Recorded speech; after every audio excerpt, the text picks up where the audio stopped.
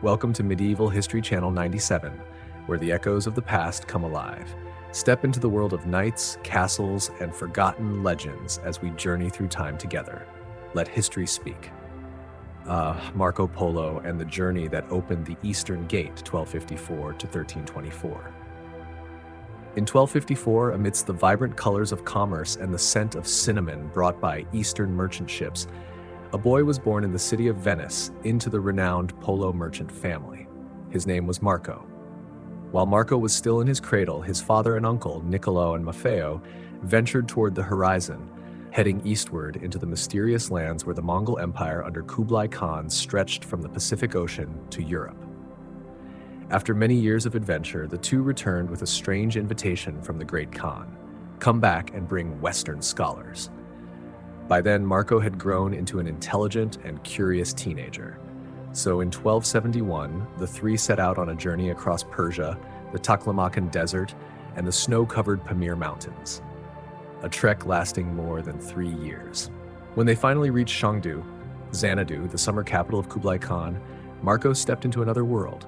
Marble palaces, jade fountains, falcon flocks, and postal networks spanning hundreds of miles a day. Marco quickly learned the Mongolian language, gained the Khan's trust, and for the next 17 years he traveled across Asia, from China to Burma, from India to Java, observing, recording, and becoming a bridge between two civilizations. The book Il Milione, which he narrated upon returning home, was not just a report, but the first beam of light cast upon Asia for medieval Europe. To many, it was fiction. But to those with a dream of exploration like Christopher Columbus, it became a guiding compass toward historic discoveries. Ibn Battuta, the multicultural mirror of the 14th century, 1304 to 1368, in Tangier, Morocco, an Islamic land on the Atlantic shore. In 1304, Ibn Battuta was born into a prestigious family of jurists. Initially set on becoming a Qadi judge, he chose in 1325, at the age of 21, to leave home for a pilgrimage to Mecca. That journey would last 30 years. Ibn Battuta didn't just cross the Sahara or the Nile. He reached Central Asia, India, Southeast Asia, and even China under the Yuan dynasty. In Delhi, he served under Sultan Muhammad bin Tughlaq. In the Maldives, he became chief judge. And in China, he described cities of astonishing order. What made Ibn Battuta remarkable was not just the distance, over 120,000 kilometers, but the way he observed. He recorded customs, laws, beliefs, and cultural differences with both objectivity and deep insight. Upon returning to Morocco, he recounted his travels to the historian Ibn Juzay, who compiled them into the work Rihla, The Journey, a rare document from the medieval Islamic world. Unlike Marco Polo, a figure from the Christian world, Ibn Battuta represented another vast civilization, and his journey was a living testament to global connectivity before the age of colonization. Christopher Columbus, The Awakening of Europe, 1451 to 1506. For centuries, Europe lived with a vague image of the East, a land of silk, spices, and legends of faraway kingdoms. After Marco Polo, that dream only intensified. One of those driven by it was Christopher Columbus, born in 1451 in Genoa, Italy, who would pursue the dream of sea exploration in a bold new direction, westward. From 1485, Columbus began presenting his plan to various European courts, seeking support for a voyage across the Atlantic to reach Asia. He was rejected by Portugal, England, and France. Not until 1492, after many years of lobbying, did he persuade Ferdinand II of Aragon and Isabella I of Castile, the Catholic monarchs of Spain, to grant him 3 ships, the Santa Maria, Pinta, and Nina. On August 3rd, 1492, he departed from the port of Palos de la Frontera. By October 12th of the same year, Columbus and his crew set foot on an island in the Bahamas, marking the first modern contact between Europe and the Americas. Though he believed he had reached the outskirts of India, Columbus had, in fact, opened the door for Europe to enter an entirely new world, one that had never appeared on Western maps. In his 3 subsequent voyages, Columbus explored Cuba, Hispaniola, Central America, and the South American coast. At the same time, he helped establish the first colonies and enforced harsh policies on the indigenous population, leading to the severe destruction of culture, population, and resources. The Spanish authorities later recalled and imprisoned him due to chaotic governance in the New World. He died in 1506, disillusioned, never knowing that he had discovered a continent. Columbus remains one of the most controversial figures in the history of exploration. To many Europeans, he was a trailblazer. To indigenous Americans, he is a symbol of destruction. But one fact remains undeniable: his journeys forever changed the world map and the fate of humankind. Amerigo Vespucci, the man who named the New World, 1454 to 1512. After Columbus, Europe gradually realized that these new lands were not merely an extension of Asia. The first to publicly declare this was Amerigo Vespucci, a Florentine merchant and navigator. From 1499 to 1502, Vespucci joined several expeditions along the coast of South America under Spanish and Portuguese flags. During these journeys, he conducted astronomical observations, measured latitudes, recorded natural phenomena, and accurately described indigenous cultural life.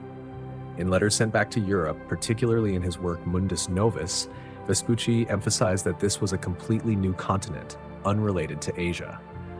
His arguments shook the European scholarly world. In 1507, German cartographer Martin Waldseemüller used the name America to label this new land, honoring Vespucci.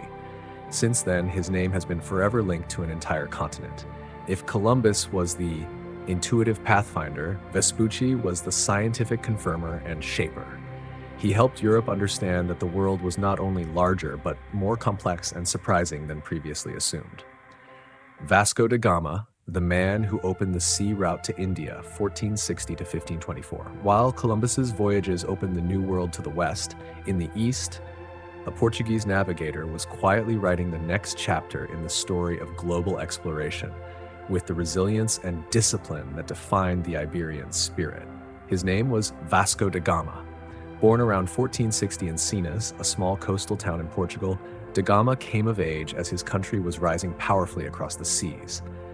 Under the reign of King Manuel I, Portugal achieved a breakthrough. In 1488, Bartolomeu Dias rounded the Cape of Good Hope, a milestone marking the first time Europe could access the Indian Ocean by sea. But the journey all the way to India had not yet been completed. Vasco da Gama was chosen to go even farther. On July 8, 1497, he led an expedition of 4 ships departing from Lisbon. After months of crossing the Atlantic Ocean and rounding the southern tip of Africa, they entered waters never before explored so deeply by Europeans. The journey was grueling. Disease, food shortages, and hostile encounters with Muslims along the East African coast. Yet da Gama remained resolute.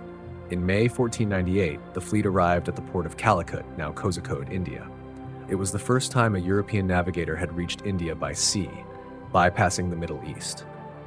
Though he was not warmly received by the local Muslim merchants, da Gama had achieved what generations of Portuguese kings had long desired: a direct trade route to the wealthy East. He returned to Portugal in 1499, bringing back little cargo but valuable strategic information. King Manuel I awarded him the title Admiral of the Indian Seas and entrusted him with even greater missions. In 1502, he returned to India with a fleet of 20 warships. This time, he did not come to negotiate, but to impose influence through force. Ports along the Malabar coast were seized, Muslim merchants were suppressed, and Portugal swiftly built a chain of fortresses to control the spice trade route. Vasco da Gama's career marked the beginning of the first overseas colonial empire in European history. More than just an explorer, he became a symbol of Western commercial imperial ambition, where routes were no longer mere paths of discovery, but corridors of power and interest. In 1524, da Gama died in Goa, a Portuguese colony in India, while serving as viceroy. He was brought back to his homeland and buried at the Jerónimos Monastery in Lisbon, which remains a monument honoring those who conquered the seas. Da Gama's journey was not merely a transoceanic voyage. It was a turning point in global geographic, economic, and political awareness. He did not just find India, he found the route that would allow the West to access and dominate the East for centuries to come. Ferdinand Magellan, Circumnavigation of the Earth, 1480 to 1521. When Vasco da Gama opened the sea route to the East, a new door began to open in the minds of European explorers. If the world was truly a sphere, could it be circumnavigated? That question became destiny for one man, Ferdinand Magellan. Born in 1480 in Sabrosa, Portugal, Magellan grew up amid the ambition of the Age of Discovery. He once served the Portuguese crown in campaigns in India and Southeast Asia, but due to political disagreements, he left his homeland and entered the service of Spain, determined to accomplish a mission no one had ever completed: to reach the Spice Islands by sailing west. On September 20th, 1519, Magellan led a fleet of 5 ships: Trinidad, San Antonio, Concepcion, Victoria, and Santiago, along with about 270 sailors departing from Seville. They crossed the Atlantic Ocean, sailed down to the southern tip of South America, where Magellan discovered a narrow strait, now named after him, the Strait of Magellan, connecting the Atlantic to the Pacific Ocean. He called that ocean Mar Pacifico, the Pacific Ocean, because of its strangely calm appearance compared to the storms they had just endured. The journey across the Pacific was one of the longest and harshest sea passages ever undertaken. 3 months without seeing land, sailors gradually dying from hunger and scurvy. Eventually, they reached the Philippines. There, Magellan, driven by missionary zeal, intervened in tribal conflicts and was killed in the Battle of Mactan on April 27, 1521. Though Magellan did not live to complete the voyage, the ship Victoria, under the command of Juan Sebastian Elcano, continued the journey across the Indian Ocean, around the Cape of Good Hope, and returned to Spain on September 6, 1522, with only 18 survivors. They were the first people to circumnavigate the globe, a feat that proved the Earth's roundness and the interconnectedness of the oceans. Magellan's journey was not only a geographical triumph, it was a revolution in thought. The world was no longer a collection of separate lands, but a system connected by the sea. This very event laid the foundation for globalization, transcontinental trade, and the bloody confrontations between empires that followed. Magellan, forgotten in his homeland, became an immortal symbol in Spain and in the historical memory of humanity. His voyage stands as proof of boldness, perseverance, and the price paid for dreams that venture beyond the edges of the map. Hernán Cortés, the conqueror of the Aztec Empire, 1485 to 1547.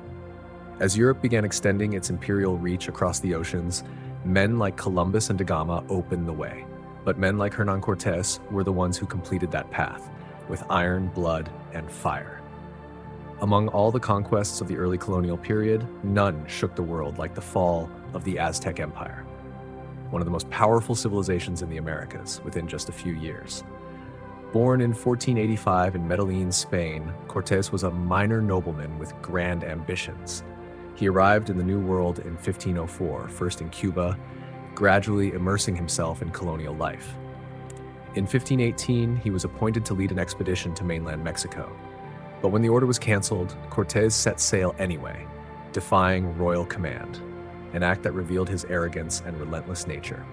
In 1519, with about 600 soldiers, 16 horses, and a few cannons, Cortés landed on the coast of Yucatan. There, he encountered 2 fateful figures: a priest left behind years earlier, Jerónimo de Aguilar, fluent in Mayan, and a slave woman named Malintzin, later called Doña Marina, who spoke both Nahuatl and Mayan. These 2 became the linguistic bridge that enabled Cortés to communicate with and manipulate native peoples. Cortés skillfully formed alliances with tribes hostile to the Aztec Empire, especially the Tlaxcalans. Through a combination of European weaponry, military strategy, and native superstitions, many Aztecs believed Cortés was the embodiment of the god Quetzalcoatl. He marched into the capital Tenochtitlan, where he was cautiously welcomed by Emperor Montezuma II. However, relations quickly deteriorated. Cortés took Montezuma hostage, escalating tensions. When he temporarily left the city to confront another Spanish force sent to arrest him, his subordinates massacred Aztec civilians during a religious ceremony. The Aztecs rebelled. Montezuma died, possibly at the hands of his own people. June 30th, 1520, Cortés and his men attempted to flee the city under the cover of night, a tragic event known as La Noche Triste, the sad night. Hundreds of Spaniards drowned under the weight of the gold they tried to carry with them. Yet Cortés did not give up. In 1521, he returned with reinforced forces, laid siege to Tenochtitlan, and eventually defeated the city after months of blockade. The Aztec Empire collapsed. The city was destroyed, and upon its ruins, modern Mexico City was built. Cortés was granted the title Marqués del Valle de Oaxaca by the Spanish crown, but his later life was far from peaceful. Suspected, isolated from political power, he eventually died in Spain in 1547. History remembers Hernán Cortés not as an explorer, but as a symbol of conquest and destruction. He did not merely bring down a civilization, he became living proof of how greed, courage, and weaponry could redraw the map at the cost of culture, lives, and the memory of an entire people. Parallel discoveries: Cabot, Drake, and Cook, 15th through 18th century. After the bloody conquests of the 16th century, a new generation of explorers emerged, not to build empires right away, but to redraw the boundaries of knowledge, commerce, and maps. Among them, three prominent names helped shape the modern world: John Cabot, Sir Francis Drake, and James Cook.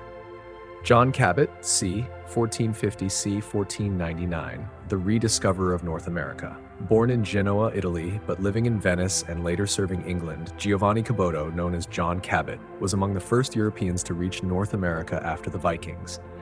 In 1497, with support from King Henry VII, Cabot set sail from Bristol aboard a small ship called Matthew with about 20 sailors. He landed in Newfoundland or Labrador, present-day Canada, though he left no colony or found any precious metals. Although his second voyage in 1498 was unsuccessful and he may have perished at sea, Cabot's journey marked the beginning of England's overseas ambitions, a nation that at the time had little maritime influence. From Cabot, a new chapter opened. England began to look toward the ocean. Sir Francis Drake, c. 1540 to 1596, the Pirate Knight. If Cabot was the quiet initiator, Drake was the blazing fire. Born in Devon, England, to a poor family, Francis Drake became one of the most legendary figures of the Elizabethan era. He was an explorer, a naval commander, and a pirate backed by the English crown. From 1577 to 1580, he undertook a circumnavigation of the globe, becoming the first Englishman to complete such a feat. Along the way, he raided Spanish ships along South America, navigated the treacherous Magellan Strait, and returned with immense treasure. Drake was knighted by Queen Elizabeth I aboard his ship, Golden Hind. Drake was known not only for his boldness, but also for his pivotal role in defeating the Spanish Armada in 1588, a victory that solidified England's rising naval power. Though to Spain he was El Drac, a wanted pirate, to England he became a symbol of daring, adventure, and imperial ambition. James Cook, 1728 to 1779, the scientist of the seas. 3 centuries after Cabot and 2 after Drake, James Cook set sail with a different goal: knowledge. As the son of a farmer, Cook rose through the ranks of the Royal Navy and was soon recognized for his exceptional skills in surveying, cartography, and scientific thinking. On 3 voyages from 1768 to 1779, Cook explored and charted the coastlines of New Zealand, the eastern shores of Australia, many Pacific islands, and the waters of Alaska. He did not bring armies, but brought with him botanist Joseph Banks, artists, astronomers, and the aim of observing celestial events such as the transit of Venus. Unlike Drake, the conqueror, Cook used science to observe and reason to understand. He maintained strict hygiene protocols aboard his ships to prevent scurvy, improved maritime maps, and collected data that helped Europe gain a clearer understanding of the vast Pacific.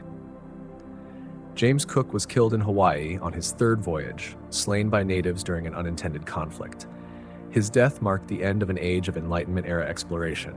Instead of expanding through gunpowder, the world was opened through observation, analysis, and dialogue with nature. Explorers of spirit and will, not all explorers carried swords or fleets. Some ventured not to conquer, but to observe, to understand, and to change the world through humanitarian vision and extraordinary willpower. They did not break ancient walls, but shattered prejudice. Among them, 3 names shine through history: Nellie Bly, Sacagawea, and Roald Amundsen. Nellie Bly, 1864 to 1922, uncovering truth behind walls. In an era when women were confined to kitchens and silence, Elizabeth Jane Cochrane, under the pen name Nellie Bly, established herself as a social explorer. She didn't cross jungles or oceans, but entered the darkest place, the women's asylum at Blackwell's Island, New York. In 1887, she feigned madness to gain admission. 10 days later, she published the expose 10 Days in a Madhouse, uncovering torture, abuse, and indifference within the psychiatric system of the time. No one before her had dared to risk themselves to expose the truth. Nellie Bly went on to become a war correspondent, interviewing wounded soldiers, writing about women's and children's rights, and traveling around the world in just 72 days, breaking the record of her time.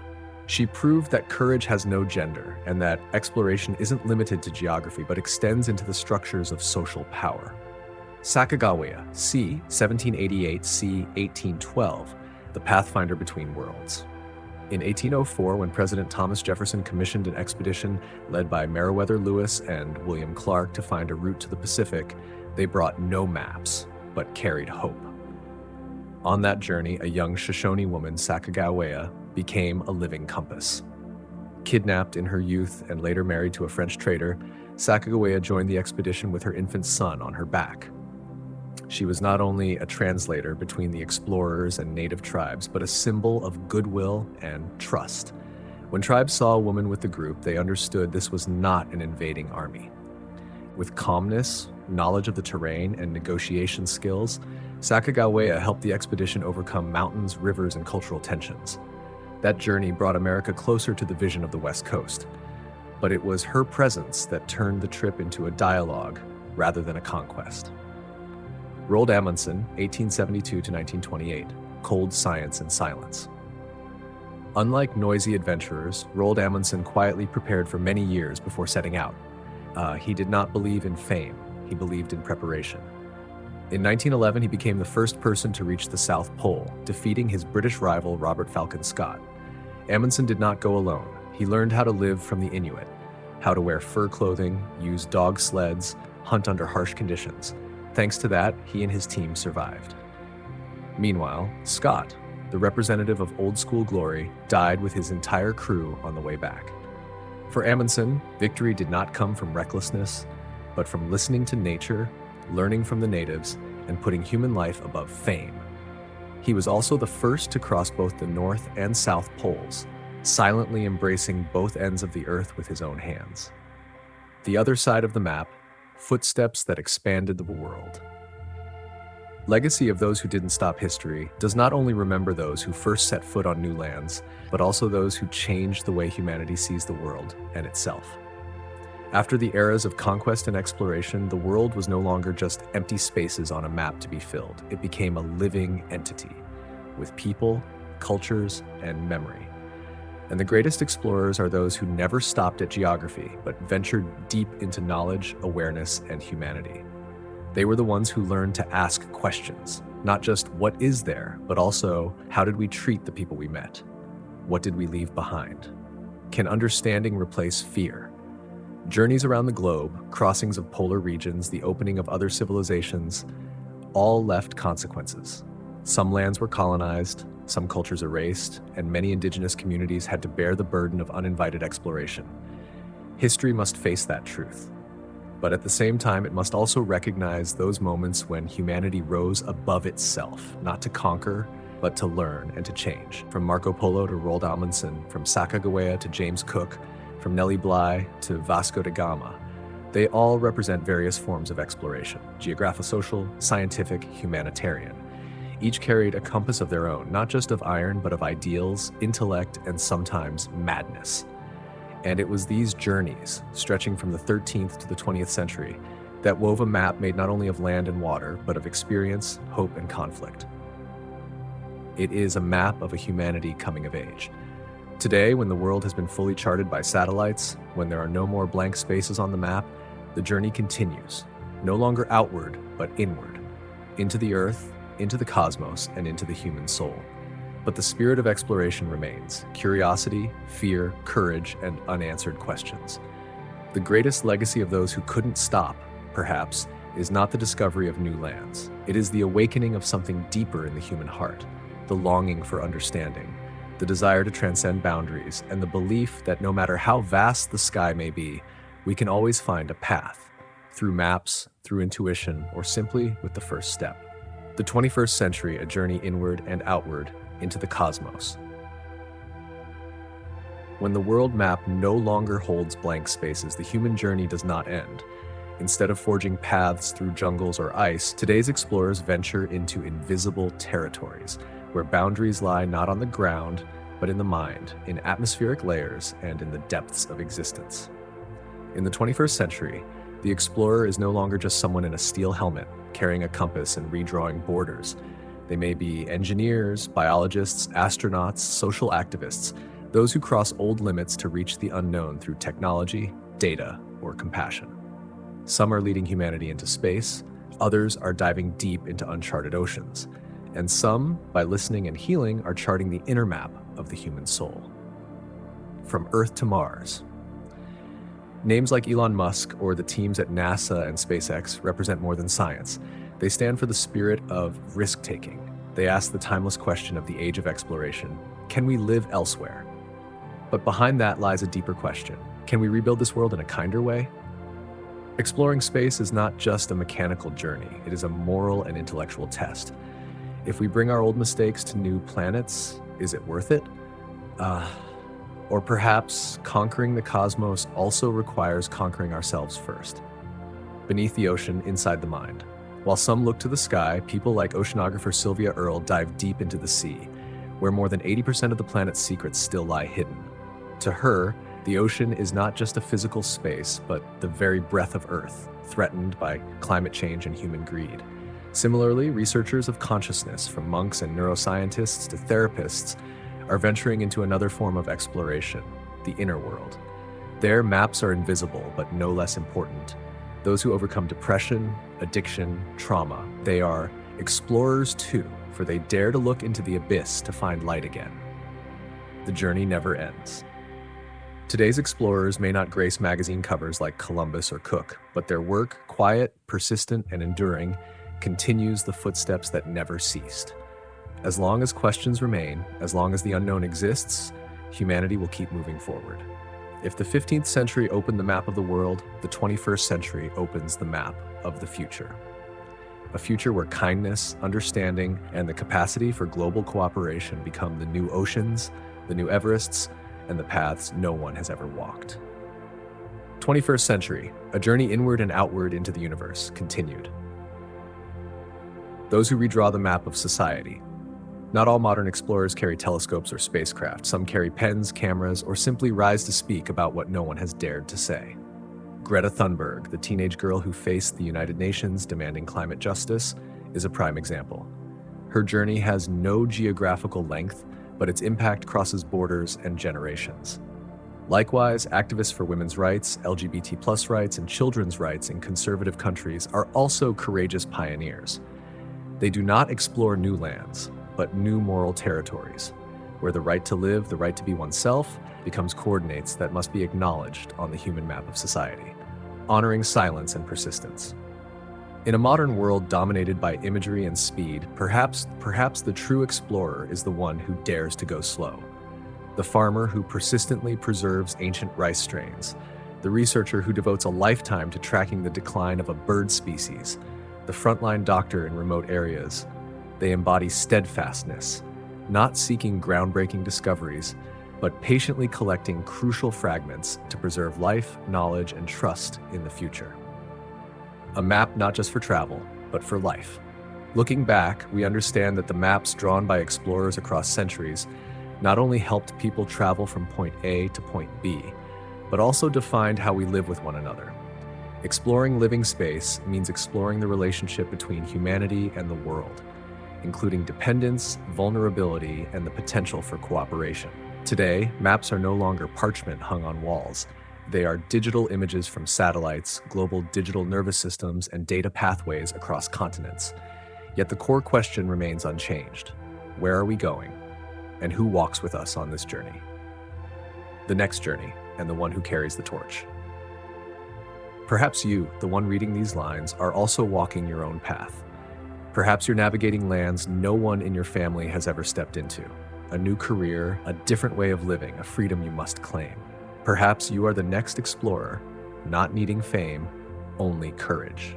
Because in the end, the map of the world is not completed by one person, but by countless individuals who dared to go forward when no one else did.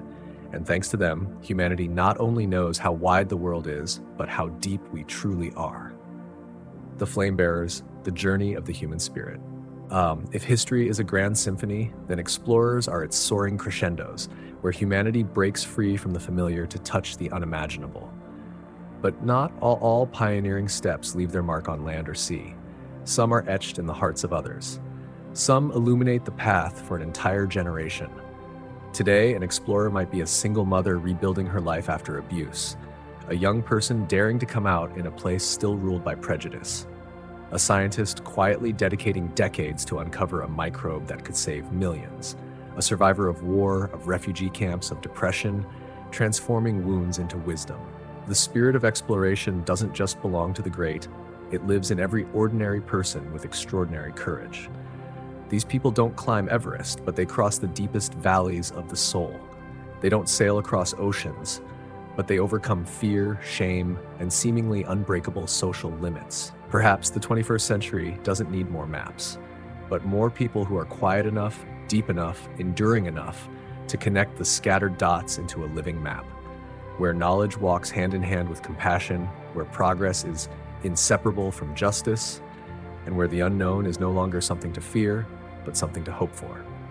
Because if there is anything stronger than storms, glaciers, or uncharted horizons, it is the human spirit, the force that always seeks to light the first fire, no matter how deep the night.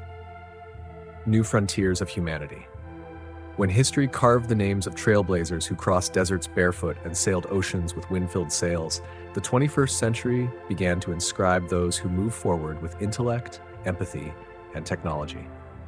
Today's path is no longer purely physical. It is a journey to reshape how we live, how we understand the world, and how we see ourselves. Technology as a new vessel of exploration. If Galileo once used a telescope to gaze beyond the blue sky, today, artificial intelligence, genetic technology, and global networks are magnifying glasses through which humanity examines its own essence. Researchers like Jennifer Doudna, who opened the CRISPR era, raise questions not only of science, but of ethics. Should we alter the genetic code to cure disease? And if so, where do we draw the line? Similarly, technologies like AI, blockchain, and the Internet of Things are redrawing the maps of power, opportunity, and future. Today's explorer doesn't just ask, what can we do? But must also ask, who will this affect? Is it just? Is it humane? The final frontiers are the frontiers of compassion. When all continents have been mapped, the most honorable people are those who venture into places no map can reach, the hearts of others. Doctors, therapists, social workers in war-torn areas, they are emotional explorers. They enter trauma, sorrow, and loss, and what they bring back is not conquest, but healing. People like Paul Farmer, founder of Partners in Health, brought modern medicine to the most remote corners of Haiti, Rwanda. He once said, "The idea that some lives matter less is the root of all that is wrong with the world." That is a profound kind of exploration, where the question is no longer what is there, but what can we give to that place. The storyteller. Explorers of memory, writers, filmmakers, journalists, they preserve collective memory like ancient explorers kept their ship logs. They unearth what has been buried, give voice to those once silenced. From genocide archives to personal memoirs, from documentaries to investigative journalism, all are spiritual maps to help humanity find its way. Because exploration is also remembrance, restoration, making truth visible again so that we may move forward without repeating our mistakes. And so you, the one reading these lines, are not an outsider. You are a link in the unending journey of humanity. You may never touch Mars, dive to the Mariana Trench, or stand atop Everest. But if you still dare to ask, still long to understand, still refuse to accept indifference as the norm, then you carry within you the ancient flame of the explorers. The world still holds maps yet to be drawn. They lie within the human heart, in untold stories, in futures being shaped day by day. And who knows, maybe you will be the one to continue that current, with a question, an action, a single act of kindness, when the stars call our name. History once wrote about the first footprints pressed into distant lands, but now we are preparing to write the first lines about footsteps left upon the stars. When Earth is no longer the final limit, then outer space, with all its infinity and mystery, becomes the next frontier. the pioneers of the interplanetary age. If the 20th century belonged to astronauts like Yuri Gagarin, Neil Armstrong, or Valentina Tereshkova, then the 21st century is witnessing the rise of a new breed of explorers. Software engineers at control stations, biologists researching how to grow crops in zero gravity, and technicians testing survival suits for the surface of Mars. NASA's Artemis mission, along with the projects of SpaceX, Blue Origin, ESA, and various Asian space agencies, are drawing humanity's second map, not to escape Earth, but to understand and protect it better. They send forth robotic pioneers, remote sensing satellites, and even copies of human DNA. They are not merely searching for new homes, but are laying the foundations of new civilizations built on lessons from the old Earth. The unavoidable questions. But space expansion also brings a host of ethical questions. Who has the right to access space? Should we colonize planets the way we once colonized lands on Earth? How will justice be defined in a realm with no borders? The answers remain unknown, but the journey toward those answers is in itself a form of exploration. Exploring outward to understand inward. Physicist Carl Sagan once said, "We are star stuff trying to understand itself." Space is not a place for humanity to run away to, but a vast mirror reflecting both our smallness and our greatness. When we gaze into the galaxy, we don't just see planets. We see that life is fragile, precious, and worth protecting at all costs. When humans first left Earth's atmosphere, many astronauts wept, not out of fear, but because for the first time they saw Earth as a lonely blue gem, without borders, without nations, just one shared home drifting in the vast universe, continuing an ancient journey with a modern vision. From a dugout canoe crossing the Nile to spacecraft carrying hope through the asteroid belt, the path of exploration has always been humanity's path to self-discovery. The stories we tell, the people we send, the choices we make, all reflect our collective maturity. And perhaps in a not-so-distant future, when a child is born on another planet, they will look to Earth as the beginning, the place where humanity learned to love its own world, and through that love, found the wisdom to cherish other worlds with respect, not conquest. The inner journey, the map of consciousness. As humanity reaches for the stars, we come to realize an ancient truth, that another universe, just as vast, exists within each of us. A universe of emotions, memories, beliefs, wounds, and hopes. A realm where the journey of discovery never ends and the map is never fully drawn. Those who enter the silence. From monks in the Himalayas to neuroscientists in brain research centers, people are striving in every way to understand the workings of their own minds. The great question is no longer, where are we in the universe, but rather, what is consciousness? Who are we? This is a journey without a compass, without fuel stations, only the courage to face oneself. Some pass through it by meditation, others through therapy, writing, or art, and some are forced to survive it through depression, loss, or nameless collapses. Memory, a land to be explored. Like wild, untamed lands, memory holds both treasure and danger. Writers like Marcel Proust, therapists like Carl Rogers, filmmakers like Andrei Tarkovsky, they don't just tell stories, they lead the way inward. Each is an explorer, crossing the jungles of the subconscious, confronting the darkness of the past, and bringing back the light of understanding. We often admire those who dare to reach out to Mars, forgetting that some are just trying to reach the heart that once broke inside them. Both journeys demand courage, and both are paths through which humanity evolves. Discovery as a form of healing, from ancient medicine to modern psychology, from Eastern philosophy to Western neuroscience, every true path leads to one destination, healing. Healing oneself, then healing the community, and ultimately healing the planet. Social workers, caregivers, and artists who write words of comfort, they are quietly restructuring the world from within. They don't need to go to space. They are already rebuilding a more livable world, bit by bit. A new map, drawn in empathy. If ancient explorers once measured distance in miles, the inner explorer measures it in depth of empathy. This new map needs no borders, only connection between people, between us and the most fragile part of ourselves. And perhaps it is these inward journeys, the silent steps no one sees, that truly determine whether we are worthy of going any further in this universe. The ones who tell the journey, records for the future. There's a strange truth in history. No matter how great the traveler, they live on only if someone remains behind to tell their story. Explorers may make history, but those who recount it with words, with images, with melody, are the ones who keep the flame alive. The writer, humanities librarian. From Herodotus, the father of Western history, to Sima Qian, the brilliant chronicler of ancient China, from medieval scribes to today's war correspondents, they all share one thing in common. They chose to stay, observe, document, and pass it on. Without them, the discoveries of Columbus, Amundsen, or Magellan would be nothing more than rumor. Writers like Jared Diamond, Yuval Noah Harari, Rebecca Solnit, and Svetlana Alexievich have opened new paths where history is not merely a sequence of events, but an experience, an emotion, a consequence, and a lesson. They do not simply tell stories. They peel back layers of memory, overturn biases, and invite us to keep asking questions. The illustrator, recreating the world through color and line. Ancient maps were not only guides, but works of art. The engravings of explorers depicted the wild world, shaping collective memory of lands yet to be touched. Today, designers, illustrators, documentary filmmakers, they use the language of imagery to do the same, preserve the memory of the journey. Films like The Salt of the Earth, Baraka, or Grizzly Man do more than tell stories. They stir deep emotions about life, death, nature, and humanity.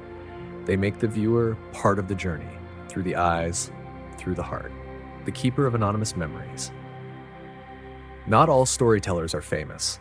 There are mothers recounting escape journeys to their children before bed. There are elders jotting down wartime diaries in old notebooks. There are indigenous communities passing down stories through songs, chants, and verse. They are living archives, those who have preserved history in every breath. And in the digital age, the act of storytelling is more open than ever. A TikTok can tell the story of a girl in Afghanistan. A podcast can awaken the memories of African American soldiers. A small blog can save someone teetering on the edge of depression. We live in an era where anyone can become a storyteller, and thus a part of history, an invitation to those who tell what comes next. The story of explorers was never just about those who set out. It is also about those who keep, who write, who remember, who share. And perhaps the one reading these words, you, will be the one to tell the story of your own time. A story of a world struggling between climate change and technology, between division and unity, between doubt and hope. Because one day, future generations will look back on our time and ask, how did they live? What did they stand for? How deeply did they love this world to tell its story with their own hearts? The expeditions that never happened, and dreams still unfulfilled. Not every journey comes to life. There are roads never drawn on any map, sails that never left the harbor, and dreams buried by their era by prejudice or simply by forgetfulness. Rejected ideas, postponed missions. In 1485, Leonardo da Vinci sketched a flying machine based on a bird's wings. It never took flight, but centuries later, that idea lives on in every jet soaring across oceans. During the Cold War, numerous space missions were canceled for political reasons, yet many of those ideas were revived in the civilian projects of the 21st century. History is full of individuals who were denied funding, ridiculed, or simply born too early. Some imagined the internet before the telephone existed. Some wrote about robots capable of love when humanity had yet to learn how to love itself. These explorations, though never realized, left their mark on our collective imagination. The dreams of the invisible. There are those whose names never made it into history books, yet they, too, dreamed. A young black girl in the American South in 1920 looked up at the moon and wondered if she could become an astronaut. An Indigenous Australian boy, barred from studying science, quietly recorded astronomical cycles by observing the night sky. A single mother in Eastern Europe during wartime drew maps from memory to find her way back home. They never had the means to go, but they saw, and that is where every journey begins.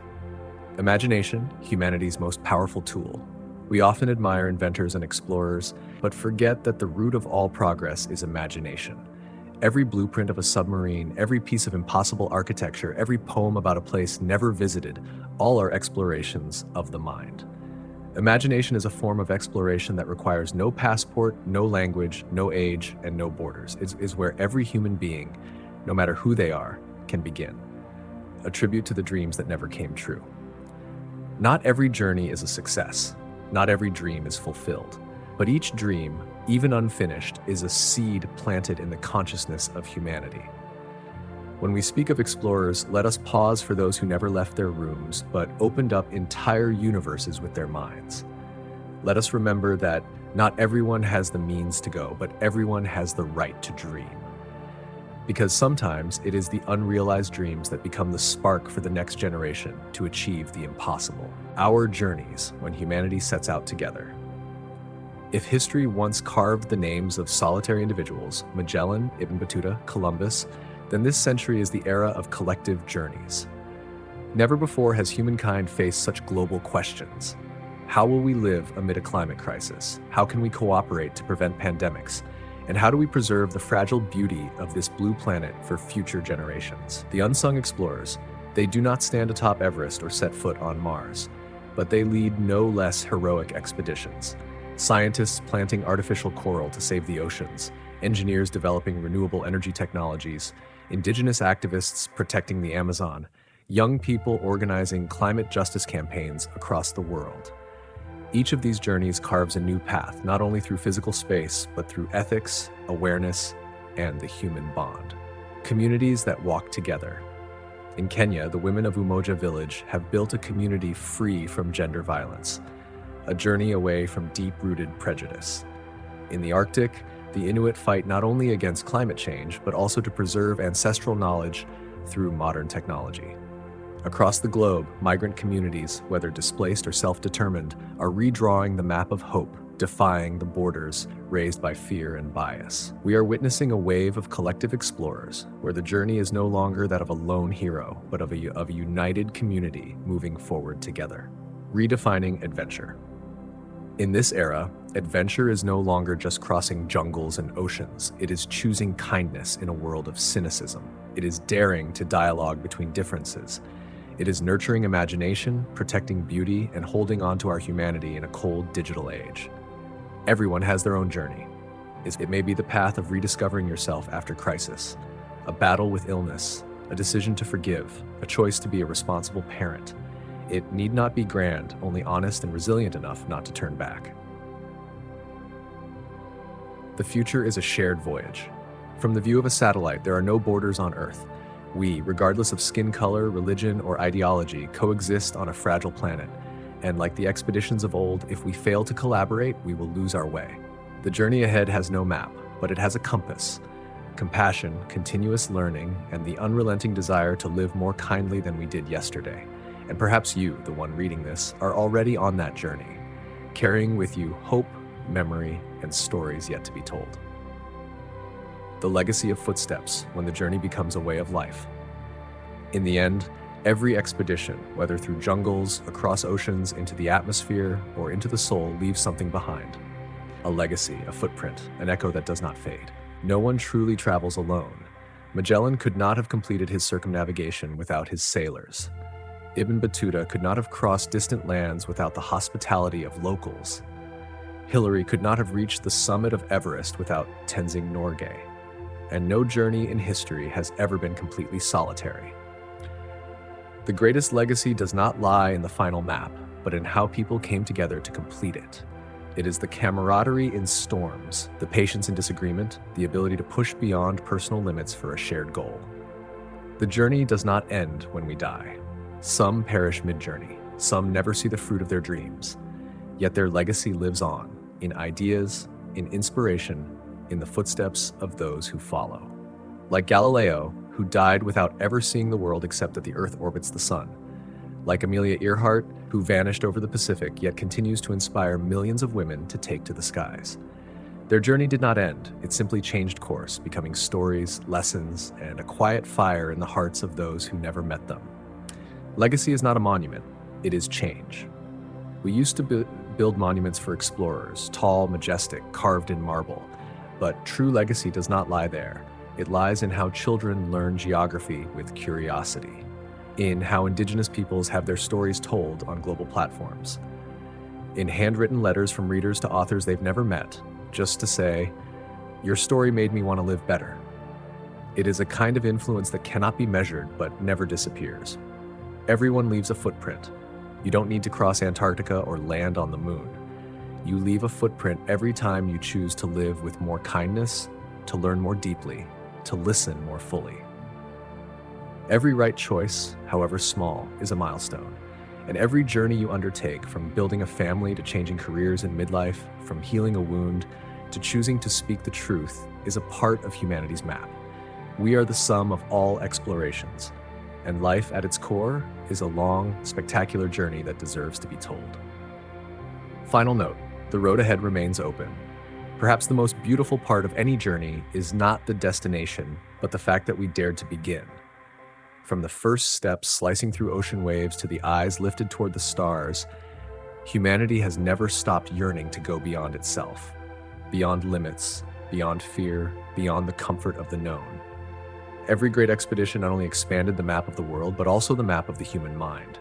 And so, whether in the 13th or 21st century, what moves us most is not the triumph, but the spirit. The spirit that dares to ask, what else is out there we don't yet know? The spirit that dares to say, I will be the first. The spirit that gently reminds, if not me, then who? And today, in an age overflowing with data but lacking depth, authentic journeys, big or small, are more essential than ever. They remind us, this world is not just to be possessed, but to be discovered. Not just to be endured, but to be lived fully. This book does not end with a conclusion, because the story continues, where you are standing, where you are about to step. Remember, an explorer is not the one who goes the farthest, but the one who dares to go differently. And if one day someone asks, is there anything beyond the edge of the map? Smile and answer, there is. I and those like me are already on our way there. Whether it's the footsteps that once charted new lands or the quiet journeys into the human soul, the spirit of exploration has always been the guiding flame of humanity, through darkness, through challenges, and sometimes through our deepest fears. We explore not just to discover something new, but to become something new. So, what about you? After traveling through these stories, where do you see yourself on that journey? What have you discovered for your own life? If you enjoyed this video, please leave a comment below, and don't forget to like, share, and subscribe to our YouTube channel. And before you drift off to sleep tonight, don't forget to send out a warm good night to yourself and to every soul still out there exploring.